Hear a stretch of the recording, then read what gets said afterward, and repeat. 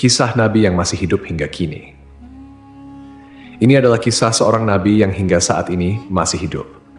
Kelak ia akan diwafatkan dan dimakamkan di muka bumi setelah menegakkan kebenaran atas syariat Nabi Muhammad SAW. Allah Subhanahu wa Ta'ala berfirman, "Sesungguhnya Allah telah memilih Adam, Nuh, keluarga Ibrahim, dan keluarga Imran melebihi segala umat pada masa masing-masing sebagai satu keturunan, sebagiannya adalah keturunan dari sebagian yang lain. Allah Maha Mendengar, Maha Mengetahui."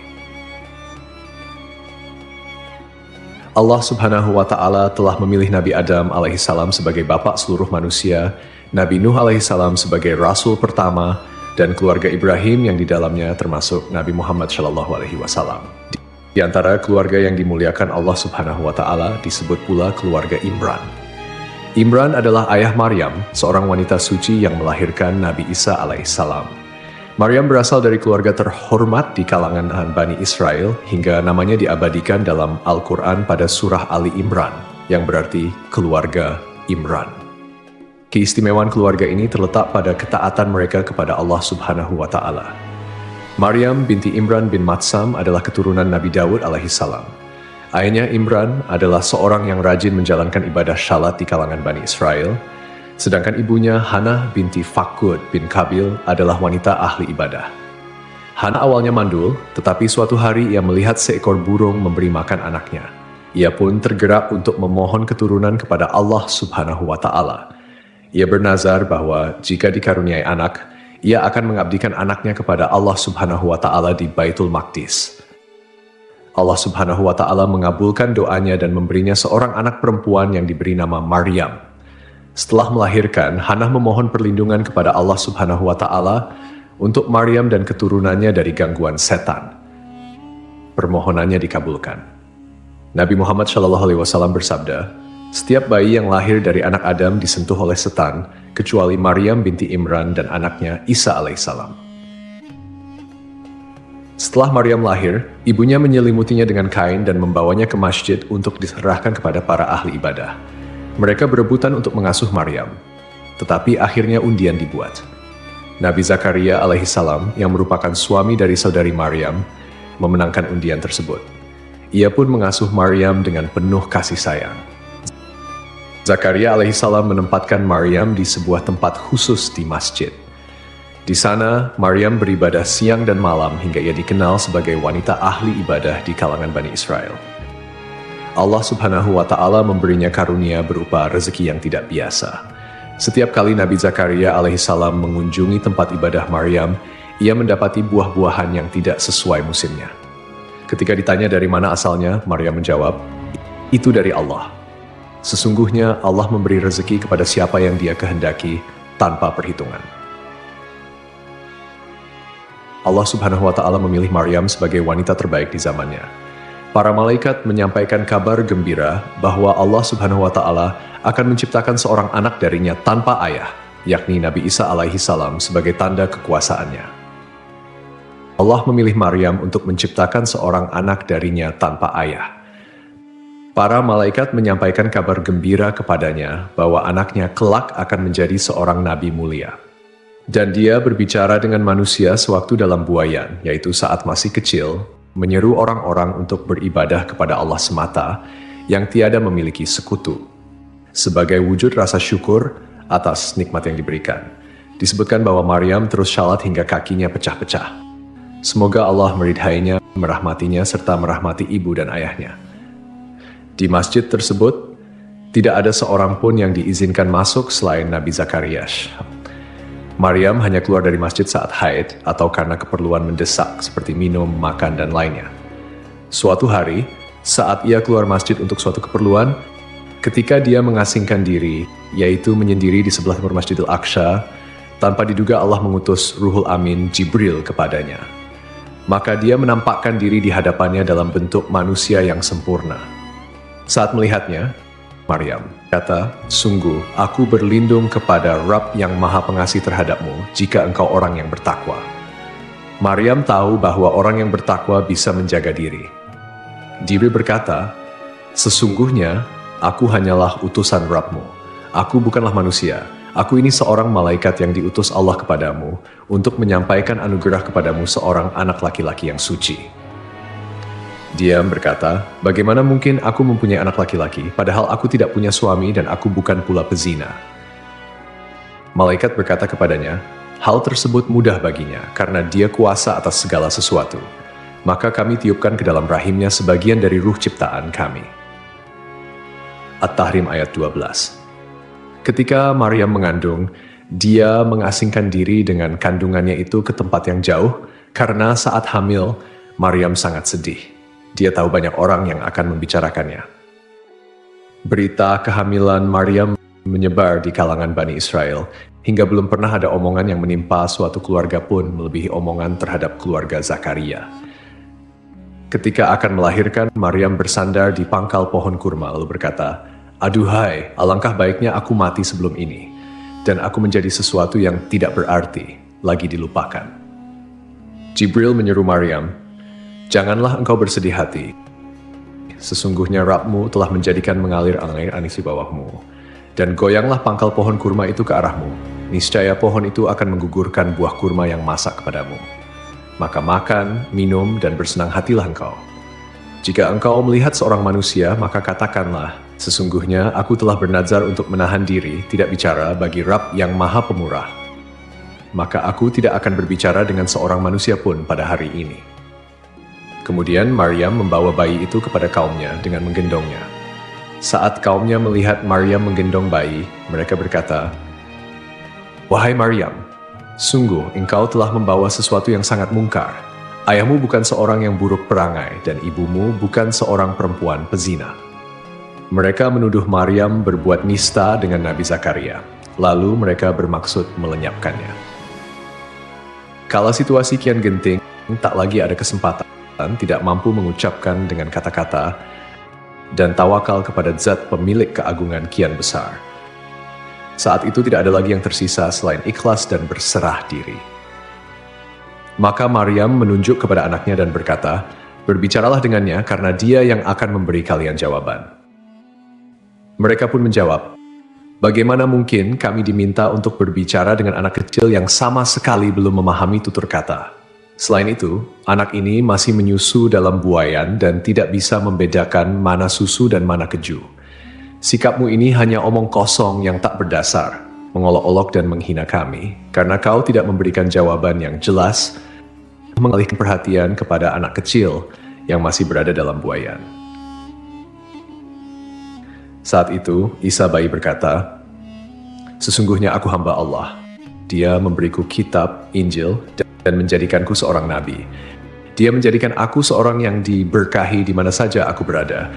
Dan dia memerintahkan kepadaku untuk melaksanakan syalat dan menunaikan zakat selama aku hidup, serta berbakti kepada ibuku. Dia tidak menjadikanku seorang yang sombong lagi celaka. Kesejahteraan semoga dilimpahkan kepadaku pada hari kelahiranku, pada hari wafatku, dan pada hari aku dibangkitkan hidup kembali. Ini adalah kata-kata pertama yang diucapkan Isa putra Maryam. Kata-kata pertama yang ia ucapkan adalah pengakuan ubudiyah kepada Rabb-nya, dan bahwa Allah adalah Rabb-nya. Maka kata-kata Isa ini menyucikan Allah dari perkataan orang-orang zalim yang menyatakan bahwa ia adalah anak Allah. Isa juga membebaskan ibunya dari segala tuduhan zina yang disampaikan oleh orang-orang bodoh terkait kelahirannya. Allah berfirman, itulah Isa putra Maryam yang mengatakan perkataan yang benar yang mereka ragukan. Tidak patut bagi Allah mempunyai anak, maha suci dia. Apabila dia hendak menetapkan sesuatu, maka dia hanya berkata kepadanya, jadilah. Maka jadilah sesuatu itu. Setelah mukjizat yang Allah berikan kepada Nabi Isa alaihissalam, sebagian Bani Israel ada yang beriman, dan sebagian lainnya tetap tidak mau beriman. Nabi Isa lahir di Baitul Lahm, Bethlehem, di dekat Baitul Maqdis, sebuah kota yang terletak sekitar 9,5 km di selatan Yerusalem. Wahab bin Munabbih menyebutkan bahwa kala itu berhala-berhala runtuh di belahan timur dan barat bumi. Para setan pun kebingungan karena kondisi tersebut. Hingga akhirnya Raja Iblis mengetahui berita tentang Isa. Mereka mendapati Isa berada dalam buayan ibunya, sementara para malaikat menatapnya dengan tajam. Saat itu muncul sebuah bintang besar di langit yang membuat Raja Persia merasa khawatir. Ia bertanya kepada para dukun tentang munculnya bintang tersebut. Para dukun berkata, bintang ini pertanda lahirnya seorang bayi agung di bumi. Raja Persia kemudian mengirim utusan dengan membawa emas, sayuran, dan susu untuk dihadiahkan kepada Isa. Saat tiba di Syam, mereka ditanya oleh raja setempat tentang maksud kedatangan mereka. Mereka mengutarakan kejadian sebenarnya. Raja Syam kemudian menanyakan hal itu dan ternyata Isa putra Maryam telah dilahirkan di Baitul Maqdis. Beritanya menyebar luas karena sang bayi bisa berbicara saat masih berada dalam buayan. Raja Syam kemudian mengirim seseorang untuk menunjukkan tempat Isa agar mereka bisa membunuhnya setelah para utusan Raja Syam pulang. Ketika mereka sampai ke tempat Maryam dan menyerahkan sejumlah hadiah, mereka pulang. Lalu ada yang berkata kepada Maryam, para utusan Raja Syam hanya datang untuk membunuh anakmu. Maryam kemudian menggendong bayi Isa dan membawanya pergi ke Mesir. Di sana ia menetap hingga Isa mencapai usia 12 tahun. Allah Subhanahu wa Ta'ala mengajarkan Nabi Isa alaihissalam kitab Taurat dan Injil sebagaimana Allah mengajarkan kitab suci kepada nabi-nabi yang lain. Nabi Isa diutus oleh Allah dengan membawa misi yang sangat penting, yaitu mengajak Bani Israel untuk hanya beribadah kepada Allah semata. Ini adalah inti dari dakwah tauhid yang beliau bawa. Allah juga menunjukkan kepada Bani Israel berbagai mukjizat dan bukti nyata bahwa ajaran tauhid yang dibawa oleh Nabi Isa alaihissalam adalah ajaran yang benar. Sejumlah karamah dan mukjizat tampak pada beliau bahkan saat masih kecil. Di antaranya, suatu ketika seorang dahkan, tuan rumah tempat Isa dan ibunya singgah, kehilangan sejumlah uang di rumahnya. Rumah itu hanya ditempati oleh orang-orang fakir, lemah, dan mereka yang membutuhkan bantuan. Dahkan tidak tahu siapa pencurinya.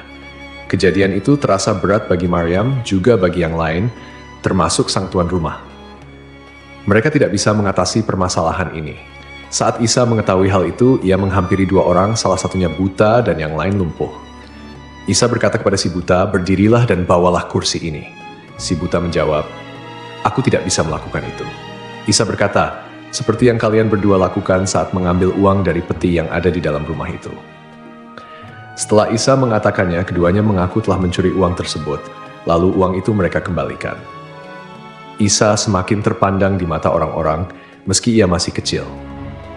Ingatlah, ketika Allah berfirman, wahai Isa putra Maryam, ingatlah nikmatku kepadamu dan kepada ibumu sewaktu aku menguatkanmu dengan Ruhul Kudus. Engkau dapat berbicara dengan manusia pada waktu masih dalam buayan dan setelah dewasa. Ingatlah, ketika aku mengajarkan menulis kepadamu juga hikmah, Taurat, dan Injil. Ingatlah, ketika engkau membentuk dari tanah suatu seperti bentuk burung dengan seizinku, kemudian engkau meniupnya, lalu menjadi seekor burung yana dengan seizinku. Ketika engkau menyembuhkan orang yang buta sejak lahir dan orang yang berpenyakit kusta dengan seizinku. Ketika engkau mengeluarkan orang mati dari kubur menjadi hidup dengan seizinku. Ingatlah, ketika aku menghalangi Bani Israel dari keinginan mereka membunuhmu, pada waktu engkau mengemukakan kepada mereka keterangan-keterangan yang nyata, lalu orang-orang kafir di antara mereka berkata, ini tidak lain hanyalah sihir yang nyata. Pada zaman Nabi Isa, manusia sangat tertarik dengan ilmu pengobatan. Maka Allah memberikan mukjizat kepada Nabi Isa terkait hal itu. Beliau bisa menyembuhkan orang yang buta sejak lahir dengan izin Allah, menyembuhkan orang yang berpenyakit kusta, bahkan menghidupkan orang yang telah mati. Nabi Isa juga bisa membuat burung dari tanah liat dan menghidupkannya atas izin Allah.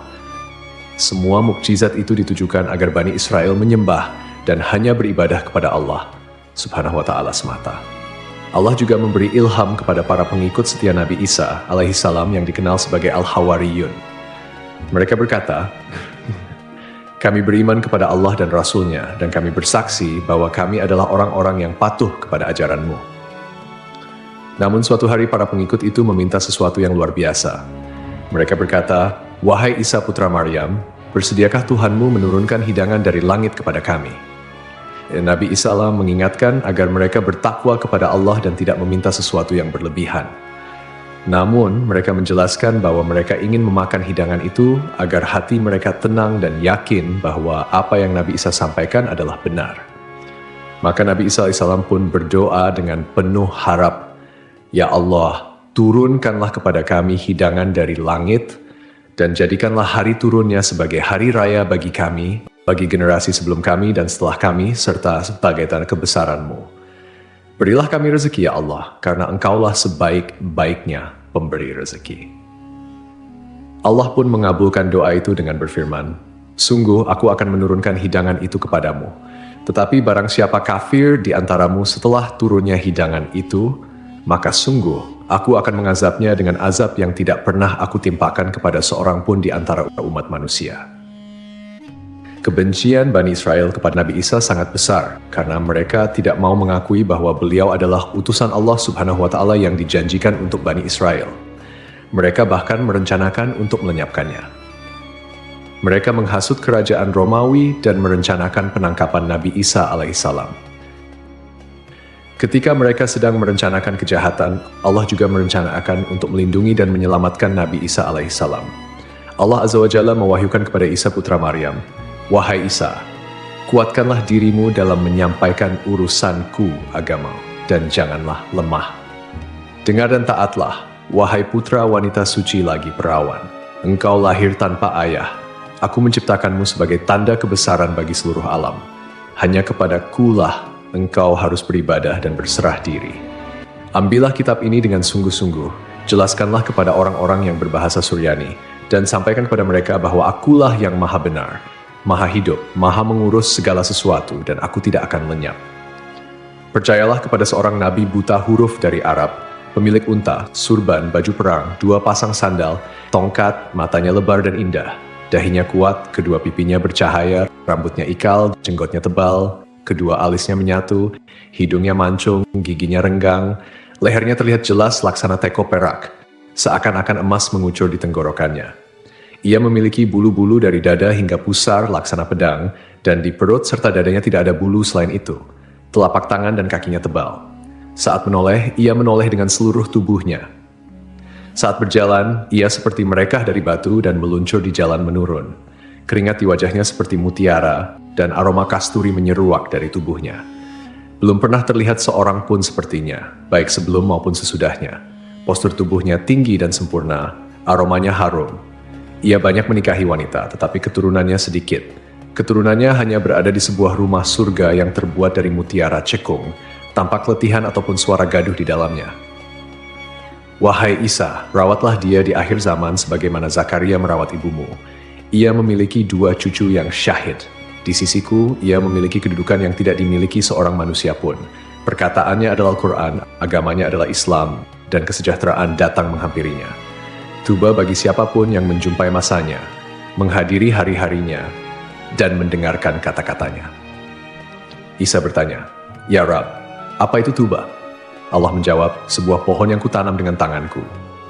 Pohon itu untuk seluruh surga, akarnya dari ridwan, airnya dari tasnim, dinginnya seperti kafur, rasanya seperti jahe, dan aromanya seperti kasturi. Siapa yang meminumnya, ia tidak akan dahaga selamanya." Isa berkata, "Ya Rab, berilah aku minum sebagian darinya." Allah berfirman, "Haram bagi para nabi meminumnya sebelum nabi itu meminum. Haram pula bagi seluruh umat meminumnya sebelum umat nabi itu meminum." Wahai Isa, aku akan mengangkatmu kepadaku. Isa berkata, "Ya Rab, mengapa engkau mengangkatku?"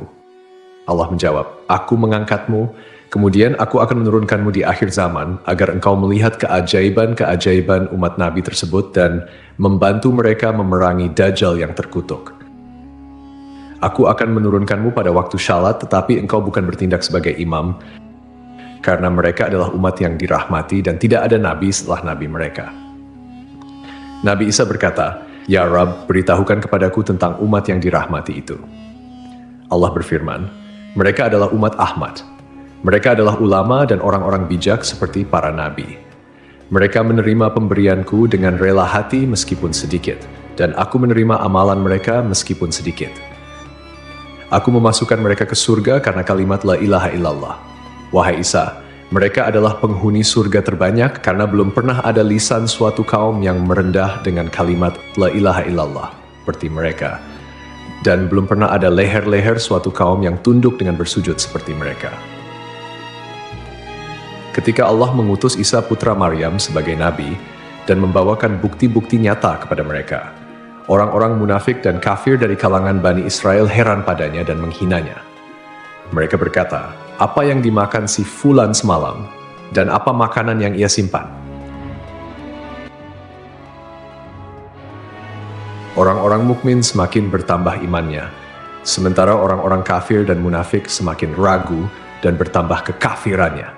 Meski demikian, Nabi Isa alaihissalam tidak memiliki tempat tinggal. Beliau hanya berkelana di muka bumi tanpa menetap di suatu tempat tertentu, sehingga tidak ada tempat yang dikenal sebagai kediamannya. Dan Allah adalah sebaik pembalas tipu daya. Allah Subhanahu wa Ta'ala berfirman, "Wahai Isa, aku mengambilmu dan mengangkatmu kepadaku, serta menyucikanmu dari orang-orang yang kafir, dan menjadikan orang-orang yang mengikutimu di atas orang-orang yang kafir hingga hari kiamat. Kemudian kepadakulah engkau kembali, lalu aku beri keputusan tentang apa yang kalian perselisihkan." Allah mengabarkan bahwa Dia mengangkat Nabi Isa ke langit setelah mewafatkannya dengan tidur, menurut pendapat yang lebih syahih. Allah menyelamatkannya dari gangguan orang-orang Yahudi yang menghasut raja kafir pada masa itu untuk membunuh dan menyalibnya. Nama raja tersebut adalah Daud bin Naura. Ia memerintahkan untuk membunuh dan menyalib Nabi Isa alaihi salam. Saat Allah berkehendak untuk mengangkat Nabi Isa ke langit, beliau keluar menemui para sahabatnya.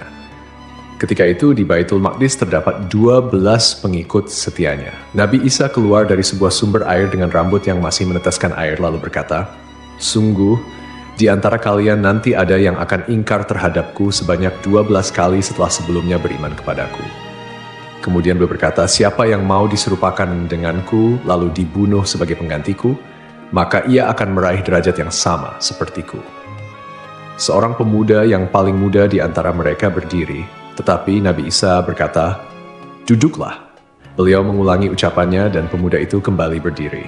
Akhirnya Nabi Isa berkata, "Kaulah orangnya."